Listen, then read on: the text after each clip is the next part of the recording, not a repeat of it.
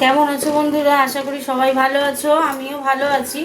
তো আজকে আমি বানাবো পটল আর আলু দিয়ে।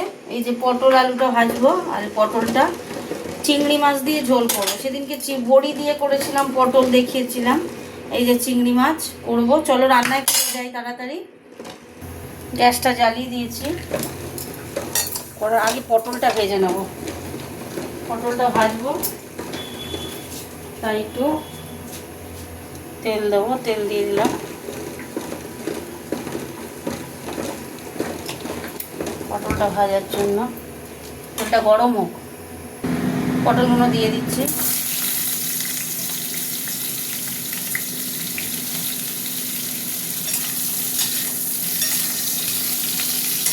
পটলগুলো আগে ভেজে নেবো, তো ভাজা হতে থাক।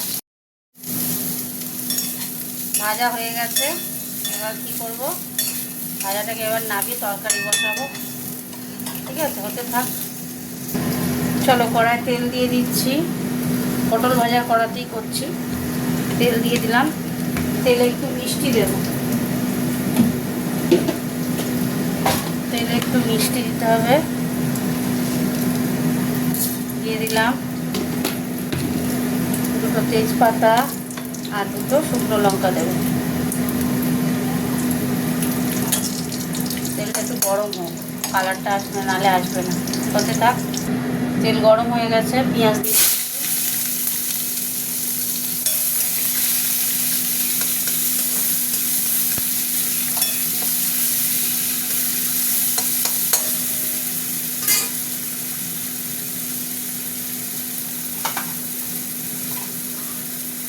পেঁয়াজের সাথেই আমি এই যে টমেটোটা দিয়ে দিলাম, দুটো একসঙ্গে হবে।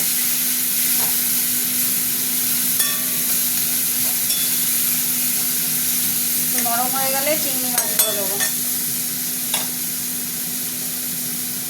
হতে থাক। এবার চিংড়ি মাছগুলো দিয়ে দিচ্ছি।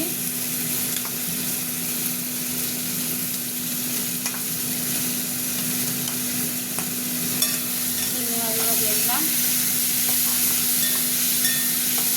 এবার আঁচটা কমিয়ে না ভাজবো।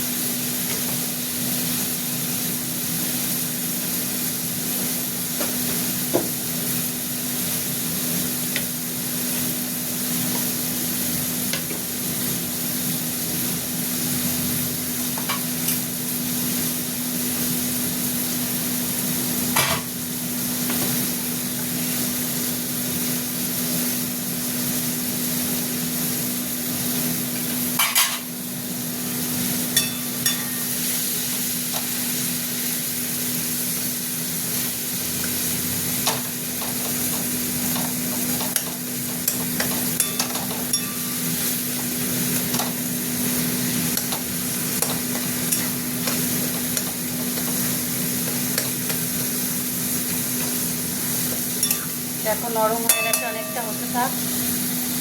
এবার বন্ধু মশলা ঢেলে দিলাম। আদা বাটা, লঙ্কা গুঁড়ো, ধনে গুঁড়ো, জিরে গুঁড়ো, হলুদ গুঁড়ো সব দেওয়া আছে। আর কি বলে, আদা রসুনের বাটা। মশলাটা কষা কিছুটা কষে নিয়ে তারপরে পটল আলু দিয়ে কষবো। হতে থাক বন্ধুরা। এবার পটল আলু দিয়ে নাড়বো। এটা দিয়ে একটু কষবো, কষে তেল ছেড়ে দিলে জল দিয়ে দেবো। এখন কষা হবে। আলুটা আর একটা কড়াতে ভেজে নিয়েছিলাম, বুঝেছ? আলু কাঁচা দিই, ভাজা আলু হয়ে গেছে বন্ধুরা। এবার এই দেবো, জল দিয়ে দিলেও লেগে যাচ্ছে, তো কষা হয়ে গেছে।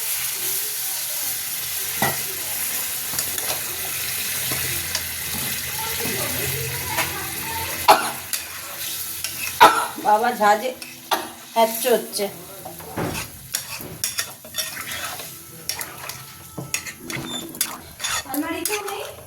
কয়েকটা দেব,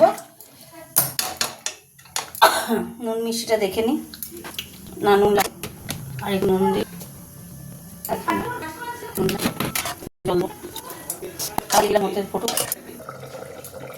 চাপাটা একটু খুললাম, হয়ে গেছে তরকারি।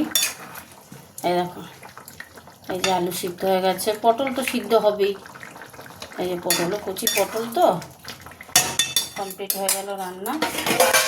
চাপা দিয়ে দিলাম, গ্যাস অফ করে দিলাম। চলো তোমাদের সাথে একটু কথা বলে নিই। পটল আলু চিংড়ি দিয়ে ঝোল বানিয়ে ফেললাম। কেমন হয়েছে কমেন্ট করে জানিও, আর তোমরাও বাড়িতে এরকম করে বানাবে, আমার খুব ভালো লাগে পটল আলু চিংড়ি মাছের ঝোল। টাটা, গুড নাইট সবাইকে, আবার দেখা হবে কোনো এক রান্নায়। টাটা।